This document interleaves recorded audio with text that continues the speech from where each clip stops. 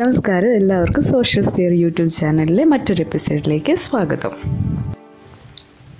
കഴിഞ്ഞ എപ്പിസോഡിൽ social case വർക്കിനെ കുറിച്ച് എക്സാമ്പിളിലൂടെ ഡിസ്കസ് ചെയ്തു. കാണാത്തവർ വീഡിയോ കാണുക, അതുപോലെ സപ്പോർട്ട് ചെയ്യുക. ഈ വീഡിയോയിൽ സോഷ്യൽ വർക്കിൻ്റെ പ്രൈമറി മെത്തേഡ്സിലെ സോഷ്യൽ ഗ്രൂപ്പ് വർക്ക് മെത്തേഡിനെ കുറിച്ചാണ് ഡിസ്കസ് ചെയ്യുവാൻ പോകുന്നത്.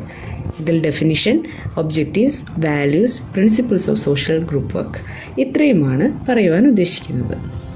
ഒരിക്കൽ കൂടി ഏവർക്കും സ്വാഗതം. ആദ്യമായിട്ട് ഡെഫിനിഷനാണ് നോക്കാൻ പോകുന്നത്. According to Konopka, social group work is a method of social work which helps the individuals to enhance their social functioning through purposeful group experiences and to cope more effectively with their personal, group or community problems.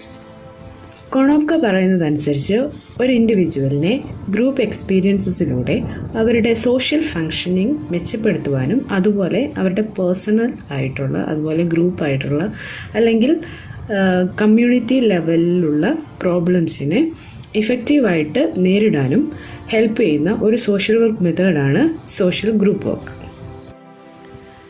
അടുത്തതായിട്ട് social group വർക്കിൻ്റെ ഒബ്ജക്റ്റീവ്സിനെ കുറിച്ചാണ് നോക്കാൻ പോകുന്നത്.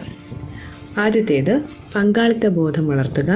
രണ്ടാമത്തേത് വ്യക്തിയെ ഗ്രൂപ്പിലെ മറ്റംഗങ്ങളുമായി ഇടപഴകാൻ help ചെയ്യുക. മൂന്നാമത്തേത് പാർട്ടിസിപ്പേറ്റ് ചെയ്യാനുള്ള കഴിവിനെ വർദ്ധിപ്പിക്കുക. നാലാമത്തേത് ഡിസിഷൻ മേക്കിങ്ങിൽ കോൺട്രിബ്യൂട്ട് ചെയ്യാനുള്ള കഴിവ് വർദ്ധിപ്പിക്കുക. അഞ്ചാമത്തേത് ആക്സെപ്റ്റിംഗ് ആയിട്ടുള്ള ഒരു സോഷ്യൽ ക്ലൈമറ്റ് ഡെവലപ്പ് ചെയ്യുക. തുടങ്ങിയവയാണ് ഒരു സോഷ്യൽ ഗ്രൂപ്പ് വർക്കിൻ്റെ ലക്ഷ്യങ്ങൾ എന്ന് പറയുന്നത്. അടുത്തതായിട്ട് നമ്മൾ നോക്കാൻ പോകുന്നത് സോഷ്യൽ ഗ്രൂപ്പ് വർക്കിൻ്റെ റെലവൻസിനെ കുറിച്ചാണ്. ആദ്യത്തേത് helps to provide knowledge provide ചെയ്യാൻ വേണ്ടിയിട്ട് ഹെൽപ്പ് ചെയ്യുന്നു. അതുപോലെ രണ്ടാമത്തേത് helps to solve the problem, ഒരു പ്രോബ്ലത്തെ അല്ലെങ്കിൽ ആ ഗ്രൂപ്പിലുണ്ടാകുന്ന പ്രോബ്ലത്തെ സോൾവ് ചെയ്യാൻ വേണ്ടിയിട്ട് ഹെൽപ്പ് ചെയ്യുന്നു. മൂന്നാമത്തേത് creates A good human relationship, അതായത് ഒരു നല്ലൊരു ഹ്യൂമൻ റിലേഷൻഷിപ്പ് ബിൽഡ് ചെയ്യാൻ വേണ്ടിയിട്ട് ഹെൽപ്പ് ചെയ്യുന്നു.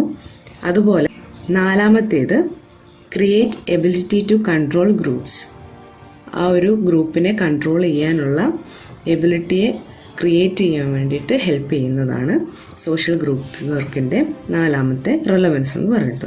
അഞ്ചാമത്തേതായിട്ട് വരുന്നത് helps to increase the skills, അതായത് കഴിവുകളെ ഇൻക്രീസ് ചെയ്യാൻ വേണ്ടിയിട്ട് ഹെൽപ്പ് ചെയ്യുന്നതാണ് സോഷ്യൽ ഗ്രൂപ്പ് വർക്ക്. അപ്പോൾ ഇത്രത്തോളം പ്രാധാന്യം അർഹിക്കുന്നതാണ് സോഷ്യൽ ഗ്രൂപ്പ് വർക്ക് എന്ന് പറയുന്നത്. നോർത്തൺ 2007 പറഞ്ഞിട്ടുള്ള സോഷ്യൽ ഗ്രൂപ്പ് വർക്കിൻ്റെ വാല്യൂസാണ് ഇനി ഡിസ്കസ് ചെയ്യാൻ പോകുന്നത്. ആദ്യത്തേത് ഡിഗ്നിറ്റി ആൻഡ് വർത്ത്. ഓരോ പേഴ്സണും അവരുടേതായിട്ടുള്ള ഡിഗ്നിറ്റിയും വർത്തും ഉണ്ടെന്നാണ് പറയുന്നത്. അത് ഗ്രൂപ്പിലും ആ ഒരു വർത്ത് അവർക്ക് നമ്മൾ ഓരോരുത്തർക്കും എന്ത് ചെയ്യണം, വാല്യൂസ് കൊടുക്കണം എന്നുള്ളതാണ് ഈ ഒരു ഡിഗ്നിറ്റി ആൻഡ് വർത്തിൻ്റെ അണ്ടറിൽ വരുന്നത്. അടുത്തതായിട്ട് വരുന്നത് സോഷ്യൽ ജസ്റ്റിസ് ആണ്.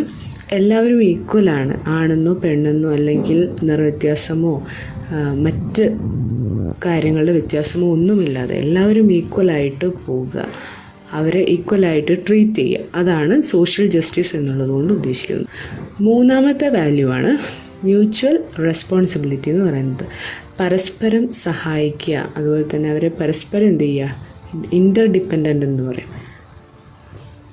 അവരുടെ നീഡ്സ് ഫുൾഫിൽ ചെയ്യാൻ വേണ്ടിയിട്ട് ഇൻ്റർ ഡിപ്പെൻഡ് ചെയ്യുക, പരസ്പരം മ്യൂച്വലായിട്ട് റെസ്പോൺസിബിലിറ്റീസ് ഏറ്റെടുത്ത് അവരുടെ നീഡ്സ് എന്ത് ചെയ്യുക, ഫുൾഫിൽ ചെയ്യുക. ഇതാണ് സോഷ്യൽ ഗ്രൂപ്പ് വർക്കിൻ്റെ വാല്യൂസ് എന്ന് പറയുന്നത്. അടുത്തതായിട്ട് ഡിസ്കസ് ചെയ്യാൻ പോകുന്നത് പ്രിൻസിപ്പിൾസ് ഓഫ് സോഷ്യൽ ഗ്രൂപ്പ് വർക്കാണ്. ട്രക്കർ പറയുന്നതനുസരിച്ച് 10 പ്രിൻസിപ്പിൾസാണ് മെയിനായിട്ടും സോഷ്യൽ ഗ്രൂപ്പ് വർക്കിൽ ഉള്ളത്. 10 പ്രിൻസിപ്പിൾസ് ഏതൊക്കെയാണെന്ന് നമുക്ക് നോക്കാം. Principle of planned group formation, principle of specific objectives, principle of worker group relationship, principle of continuous individualization, principle of guided group interaction, principle of democratic group self determination, principle of flexible functional organisation, principle of progressive programmed experiences, principle of resource utilisation, principle of evaluation. ഇത്രയുമാണ് 10 principles എന്ന് പറയുന്നത്. ആദ്യത്തെ പ്രിൻസിപ്പിളാണ് planned group formation എന്ന് പറയുന്നത്. ഇത് മെയിനായിട്ടും പറയുന്നത് group form ചെയ്യുന്നതിന് മുമ്പ് കറക്റ്റായിട്ടുള്ളൊരു പ്ലാനിങ് ഉണ്ടായിരിക്കണമെന്നാണ്. അതായത് അതിൻ്റെ പർപ്പസ് എന്താണ്, ടാർഗറ്റ് പോപ്പുലേഷൻ ഏതാണ്, അതുപോലെ തന്നെ അവൈലബിൾ റിസോഴ്സസ് എന്തൊക്കെയാണ് എന്നെല്ലാം കറക്റ്റായിട്ട് പ്ലാൻ ചെയ്ത് വെച്ചിരിക്കണം. ഇതാണ് പ്ലാൻഡ് ഗ്രൂപ്പ് ഫോർമേഷൻ എന്ന് പറയുന്നത്. അടുത്ത പ്രിൻസിപ്പിളാണ് പ്രിൻസിപ്പിൾ ഓഫ് സ്പെസിഫിക് ഒബ്ജക്റ്റീവ്സ് എന്ന് പറയുന്നത്. അതായത് ഏജൻസിയുടെ മിഷനും അതുപോലെ തന്നെ മെമ്പേഴ്സിൻ്റെ നീഡ്സിനും റെലവൻ്റ് ആയിട്ടുള്ള clearly defined goals and objectives നമ്മുടെ ഗ്രൂപ്പിന് ഉണ്ടായിരിക്കണം എന്നുള്ളതാണ് അതുകൊണ്ട് ഉദ്ദേശിക്കുന്നത്. അടുത്ത പ്രിൻസിപ്പിളാണ് principle of purposeful worker group relationship എന്ന് പറയുന്നത്.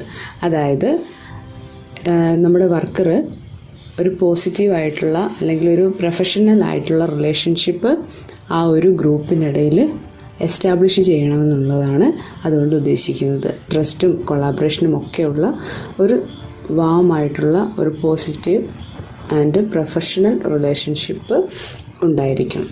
അതാണ് ഇതുകൊണ്ട് ഉദ്ദേശിക്കുന്നത്. അടുത്ത പ്രിൻസിപ്പിളാണ് പ്രിൻസിപ്പിൾ ഓഫ് കണ്ടിന്യൂസ് ഇൻഡിവിജ്വലൈസേഷൻ എന്ന് പറയുന്നത്. അതായത് ഓരോ ഇൻഡിവിജ്വലിനും അവരുടേതായ നീഡ്സും റെസ്പോൺസസും ഒക്കെയുണ്ട്. അത് മനസ്സിലാക്കിക്കൊണ്ട് ആ ഇൻഡിവിജ്വൽ നീഡ്സിനെ മീറ്റ് ചെയ്യാൻ വേണ്ടിയിട്ടുള്ള സ്ട്രാറ്റജീസും കാര്യങ്ങളൊക്കെ അഡാപ്റ്റ് ചെയ്യുക എന്നുള്ളതാണ് ഈ ഒരു പ്രിൻസിപ്പിളിൻ്റെ ഉദ്ദേശം എന്ന് പറയുന്നത്. അടുത്ത പ്രിൻസിപ്പിളാണ് principle of guided group interaction എന്ന് പറയുന്നത്. അതായത് പ്രോബ്ലം സോൾവിങ്ങിലൂടെയും മ്യൂച്വൽ സപ്പോർട്ടിലൂടെയും നല്ല എഫക്റ്റീവായിട്ടുള്ള കമ്മ്യൂണിക്കേഷനിലൂടെയും ഒക്കെ നല്ലൊരു ഗ്രൂപ്പ് ഇൻട്രാക്ഷൻ ഉണ്ടാക്കിയെടുക്കുക എന്നുള്ളതാണ് ഈ ഒരു പ്രിൻസിപ്പിൾ കൊണ്ട് ഉദ്ദേശിക്കുന്നത്. അടുത്ത പ്രിൻസിപ്പിളാണ് principle of democratic group self determination എന്ന് പറയുന്നത്. അതായത് ഒരു ഗ്രൂപ്പിൻ്റെ തീരുമാനങ്ങളിൽ അഭിപ്രായം പറയാനുള്ള അവകാശം ആ ഗ്രൂപ്പ് മെമ്പേഴ്സിനും ഉണ്ടാകുന്നു. ഇത് അംഗങ്ങളെ ശക്തിപ്പെടുത്തുകയും ചെയ്യുന്നു. ഇതാണ് principle of democratic group self determination എന്ന് പറയുന്നത്. അടുത്തതായിട്ട് നമ്മൾ പഠിക്കാൻ പോകുന്ന പ്രിൻസിപ്പിൾ എന്ന് പറയുന്നത് principle of flexible functional organisation ആണ്. അതായത് മെമ്പേഴ്സിൻ്റെ മാറുന്ന സർക്കംസ്റ്റാൻസിനും അതുപോലെ നീഡ്സിനും അനുസരിച്ചിട്ടുള്ള റെസ്പോൺസീവും അതുപോലെ അഡാപ്റ്റബിളുമായിട്ടുള്ള ഗ്രൂപ്പ് സ്ട്രക്ചർ ഉണ്ടായിരിക്കുക എന്നുള്ളതാണ് ഇതുകൊണ്ട് ഉദ്ദേശിക്കുന്നത്. അടുത്തതായിട്ട് നമ്മൾ നോക്കാൻ പോകുന്ന പ്രിൻസിപ്പിൾ എന്നുള്ളത് principle of progressive programme experience എന്നുള്ളതാണ്. അതായത് ആ ഗ്രൂപ്പിൻ്റെ ഗ്രോത്തിന് വേണ്ടിയിട്ട് ആക്ടിവിറ്റീസൊക്കെ ചെയ്ത് അതിനെ പ്രോഗ്രസീവ് ആക്കി എടുക്കുക, അതായത് ഗ്രോത്ത് ഉണ്ടാക്കുക എന്നുള്ളതാണ്. പേഴ്സണലായിട്ടുള്ളതും അതുപോലെ തന്നെ സോഷ്യലായിട്ടുള്ള ചാലഞ്ചസും ഒക്കെ ഇതിനകത്ത് അഡ്രസ്സ് ചെയ്യുന്നതുണ്ട്. ഇതാണ് മെയിനായിട്ടും പ്രോഗ്രസീവ് പ്രോഗ്രാം എക്സ്പീരിയൻസ് എന്ന് പറയുന്നത്. അടുത്ത പ്രിൻസിപ്പിളാണ് പ്രിൻസിപ്പിൾ ഓഫ് റിസോഴ്സ് യൂട്ടിലൈസേഷൻ എന്ന് പറയുന്നത്. അതായത് ഈ ഗ്രൂപ്പിൻ്റെ ഒബ്ജക്റ്റീവ്സ് അച്ചീവ് ചെയ്യാൻ വേണ്ടിയിട്ട് ഇൻറ്റേർണലും എക്സ്റ്റേണലുമായിട്ടുള്ള അവൈലബിൾ റിസോഴ്സസ് ഇഫക്റ്റീവായിട്ട് ഗ്രൂപ്പിൽ എന്ത് ചെയ്യണം, യൂട്ടിലൈസ് ചെയ്യണമെന്നുള്ളതാണ് ഈ ഒരു പ്രിൻസിപ്പിൾ കൊണ്ട് ഉദ്ദേശിക്കുന്നത്. അവസാനത്തെ പ്രിൻസിപ്പിൾ എന്ന് പറയുന്നത് പ്രിൻസിപ്പിൾ ഓഫ് ഇവാലുവേഷൻ എന്നുള്ളതാണ്.